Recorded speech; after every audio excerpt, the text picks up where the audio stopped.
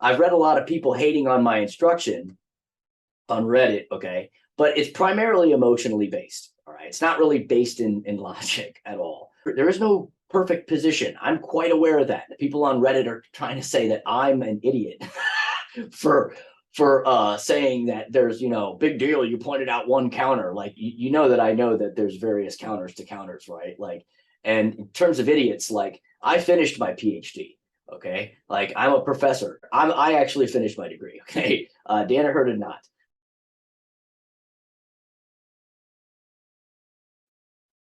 Hey, how's it going, everybody? I'm pleased that only after 3 months from our first video, we already have 850 subscribers. So for those of you who don't know, because I see people coming in who are new all the time in different platforms too, like Instagram and Reddit. The purpose of my channel is to bring wrestling fundamentals to jiu-jitsu, okay? It seems like most people find this to be extremely useful. And I thank you for your feedback, because on how it's helped you. Some people have reached out to me personally about that. I appreciate that a lot. So there are, however, some loudmouths on Reddit who say that they could care less about what a wrestler says about wrestling and jiu-jitsu because those two things aren't the same. And most of this opposition to me comes from my video where I showed a knee pull sequence from John Danaher, and I showed some of the basic counters to that position, right? So real just basic fundamental wrestling. I just took something that he showed and I showed how you might want to shut it down if somebody's trying to do it to you, for example, okay? My motivation for showing that, okay, comes from the fact that I was a wrestling coach for more than a decade after I finished collegiate wrestling and wrestled in international wrestling styles, primarily freestyle. Even though my wrestling coach was head coach of the Olympic team in Greco, I never really mounted to much Greco, although I can teach it.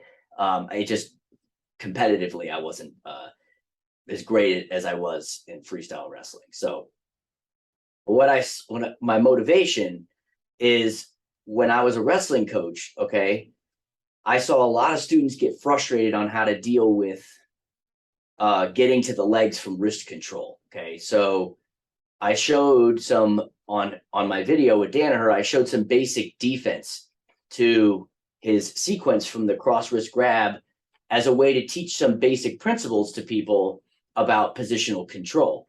Okay, and since that was a really kind of popular video, I was able to show, because a lot of people were talking about how great John Danaher's wrestling was, how using some really basic principles of recross grabbing wrists and stuff, and is how you can deal. And I also showed some offense from there too, but how you can shut down that sequence. Okay, so for the next part of the video, I described how if somebody has a single leg, then they're in a really great position, okay, to get a takedown, and they ought to stick with that because the higher the level of wrestling that you are at, the more that you sometimes get conservative about things, okay? Danaher was teaching in that video to let go, okay, of the single leg for a body lock. And the issue with that I had, okay, was that once you let go of that single leg, you've given the person space and that opponent can easily get out of your grasp. And I showed, a number of places for that. So, and it literally defeated the purpose of the effort of getting into that position in the first place. You had a perfectly good single and you let go of it for a body lock, okay? And then I showed some of the classic defense that you can do if somebody does get a body lock on you when they come to the side, okay? Now, if they're stepping their foot in the middle, like I've shown that I learned from Andy Saris, like Greco, right? Like I said, Andy Saris was my collegiate coach, one of my collegiate coaches, and he was head coach of the world team, head coach of the Olympic team. He was an Olympian. He was a 4-time All-American. He was a national champion, okay, in wrestling. So he's a very, very good wrestler. I'm showing what he taught me, okay? And when people say, like, yeah, I don't know what I'm talking about, that, okay. So the reason that I'm teaching the way that I was teaching it, okay, is that you do all this effort and you let go for a body lock, Okay. And then now you actually end up in a position where that person can do things to you that they couldn't do when you had the single leg. Okay. So I showed some classic defense, primarily the sagging headlock and the inside trip. And so you don't have to do the sagging headlock if you don't want. You know, you could do Uchimata, you could do Hararai Oguchi. If you watch Craig Jones, he's actually doing that to a lot of people. I just prefer the sagging headlock because my hips get lower to his faster, and then my hips hit the mat faster, and then I had better control on the ground. In case of Katami, I could wedge up underneath his arm better. Okay, and you have to understand, like as a wrestler, like when you throw somebody to their back, they flip out and they're slippery. They're in a singlet. So you end up learning how to get really good control over Kesa Gatami. They don't just get out like people all tell me that they're going to. Okay, they're not just going to get out if you know how to wedge them upright, you know how to hold somebody who's freaking out from that position. Wrestlers freak out from that position. Okay, so I've read a lot of people hating on my instruction on Reddit. Okay, but it's primarily emotionally based. All right, it's not really based in logic at all. Okay. There's a common element in BJJ, so in jiu-jitsu circles, that wrestling is not the same in jiu-jitsu, right? And so then this now, changes everything. But I would contend that if you've been told this principle by people who want to sell you instructionals, okay, or they've heard it from people who are trying to sell instructionals, okay, the similarities vastly outweigh the differences. I'm not trying to sell you instructionals, so I have no reason to split hairs over the similarities and difference of those things. There are differences, okay? I know that there are differences. I'll explain to you at least what I understand for those differences and how you can apply these things, okay? If I want to take a standing opponent to the ground, all right, then I have to either use wrestling, I have to use judo, right, if he's wearing a jacket. But I'm primarily in like no-gi, which I do most of my stuff right. No-gi I do mostly, by the way, gi jiu-jitsu. I do no-gi as well, but it just seems so much like wrestling to me, like from all these years, that I'm less intrigued by it because the gi is so different because I have to think about so many other things. Okay, so I have to either use wrestling or judo to take somebody to the ground. Okay. I've been doing jiu-jitsu now for several years, okay, and I've made the transition from wrestling, and pure wrestling to what you need in jiu-jitsu, right? When I do that, it's in no-gi, standing, okay. It really wasn't too difficult, okay. And then if we are in the gi and we are doing any standing things, I use more judo, right? So I don't see them as like so different that we have to split hairs over it, okay. Like, yeah, the rule bases are different, but okay, well, that's not as big of a deal as people make. So I've been doing jiu-jitsu now for several years, okay? I am aware of the throat problem, right? That I can get choked, right, from several places. And I'm also aware of Kimuras, right? Like the Kimura, I feel like is far more of a problem for me, much more of a threat to me than the chokes are. Like when I'm on a single leg or something like that, and I feel somebody going through the throat, when I react the proper way to make them off balance, it's less of a problem than the Kimura. I feel like they've got a really good position there. Okay, so I just have to act quick and I have to adjust things. Okay, you don't always get what you want. Okay, so other than that, I think that they're more similar than different. Okay, the rule systems aren't the same, but the fundamentals of position are certainly the same. So in wrestling, the best outcome, would be to take somebody down to their back and then pin and end the match by pinning them. All right, but that rarely happens at high levels. Okay, most of the time they bail out, they give you their back, and then they try like hell to escape. It's a big problem. You gotta use a lot of wrestling to hold them down. You know what I mean, and keep them from standing up and keeping them from reversing you. Right, so now you have to use wrestling to turn them to their back and pin them. Okay, so. But in jiu-jitsu, like the best outcome would be to take somebody down, end up on their back, right? Unless you're like a full mount person. But this is the argument that people are giving me, right? And I understand because I do jiu-jitsu, to get on their back, okay? But a high-level jiu-jitsu player isn't just going to give that to you, okay? They're not going to make it that easy. They're going to defend if they're getting taken down. They're going to defend it by going to their own back and then establishing the guard, okay? And so, and this is one of those things that I find all the time, happening with myself in jiu-jitsu, okay? And so then you need to then use jiu-jitsu, okay? To pass their guard and get positional control. So in wrestling, you want to turn them from their hands right to their back. In jiu-jitsu, you want to then pass their position, pass their guard, get to side control potentially, and then a bunch of other positions. Mount, you can take the back from a lot of different places. You can do that. Okay. And there's various advantageous positions in jiu-jitsu. It's what makes it so fun. So you got to believe me, I understand the power of being on somebody's back in jiu-jitsu, okay, from a standing position and then certainly on the ground, okay? I train jiu-jitsu. It's literally my favorite place to be, okay? As a guy who was a pretty good leg rider in wrestling, right? I learned how to ride legs really well in college wrestling. Being on somebody's back has allowed me, and being allowed to apply submission holds is like really fun for me, okay? And I'm really tough on people's backs. I understand the motivation of wanting to get to somebody's back in jiu-jitsu. You got to trust me on that, okay?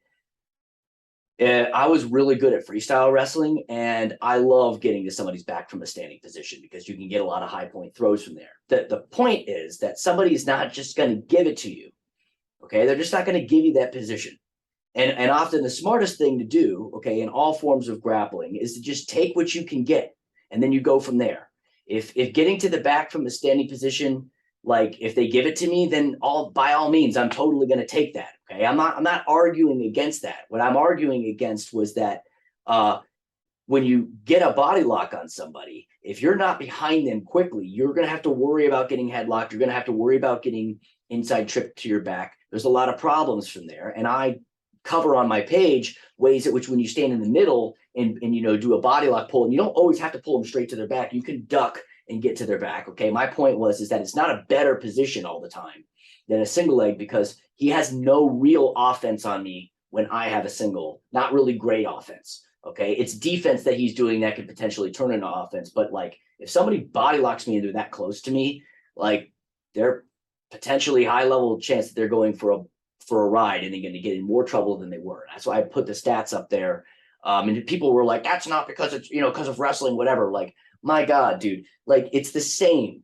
Okay. You can't headlock somebody off of a single leg like you can off of, a body lock. You can't inside trip somebody off a single leg like you can with that. My point is that you put yourself in a more vulnerable position than you had to because you want the back so bad. And you're not going to get it all the time. That was really my point.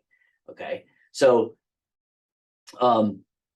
if you get to somebody's back, yeah, by all means take that, okay? And then work on your mat return skills so that you can use the most efficient method, right, to taking people down, and so that they don't, get really good at your mat return skills so they don't just do a forward roll and put themselves back at guard. I've seen a lot of guys that are getting really, really good at that. So jiu-jitsu is going to continue to evolve, okay? And that's what makes it so awesome. Now that people want to get to the back so bad, people right off the bat just like either Granby roll or do a forward roll. And then, it sort of takes away the position that they worked so hard to get to in the first place. And so that's fine. There is no favorite. There is no perfect position. I'm quite aware of that. The people on Reddit are trying to say that I'm an idiot for saying that there's, big deal. You pointed out one counter. Like, that I know that there's various counters to counters, right? Like, and in terms of idiots, like, I finished my PhD, okay? Like I'm a professor. I'm definitely not an idiot.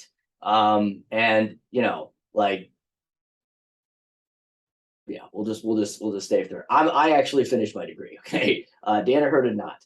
For whatever reason he has. There's a New Yorker article saying that he got kicked out of the program. Actually, he said that, but I think he was being sarcastic, so I don't know. But it doesn't matter to me about any of that. I'm just not an idiot, okay? What I'm really excited for is watching the wrestling and jiu-jitsu evolve to a point where it gets really difficult for people to get to the ground. Okay, really difficult because the level of their counters gets so great. And in the process, I think what's going to happen is that people are going to get so tired from having to try to get people to the ground that then I think that when they get to their positional advantages, or when they get people to the ground, they're going to be able to pass the guard maybe with more ease, and then apply submissions with more ease, right? Because this happens a lot in wrestling too, where like everybody knows the same stuff for the most part. There's no famous, there's no unknown moves. Like everybody knows the same stuff. And this happens in jiu-jitsu too. It's just how you sequence it together. But, if you wear somebody down in wrestling, then all of a sudden now the game gets very interesting, right? So, and I'm hoping that this is what ends up happening in jiu-jitsu. It's sort of becoming a really good, it's going in a good direction, I think, you know, to where the stand-up game is going to be super tough. The top game is now getting super tough. Like Gordon Ryan's pressure game is like awesome, right? And he used to be primarily like a guard player. Now, you know, that guy's dangerous from a lot of different positions. Imagine if his wrestling was like, you know, super high level wrestling, and he was just able to take people to the ground like whenever he wanted, you know, just like snap them down, spin behind, get behind them, choke them out, or double leg them past their guard, smash them, you know, all the stuff that he does from the top. Like that's going to make the game really awesome, and only time's going to tell how that's going to work out. And I'm really happy to live in a time where I get to experience all those things. ADCC, right, is this weekend. I can't wait to watch it. I hope everybody's watching it. If you're new to my channel and you like the content, like and subscribe. If you need to like explain the purpose of my channel to somebody else, you know what I mean? Because not everybody gets that. That's fine. Time will fix those problems, I think, too. Maybe I could soften my approach and how I talk about other people's wrestling, but I get excited. And until next time, I mean, thanks for watching. I really appreciate everybody's, you know, enjoyment of the channel and your participation in the channel. So thanks a lot.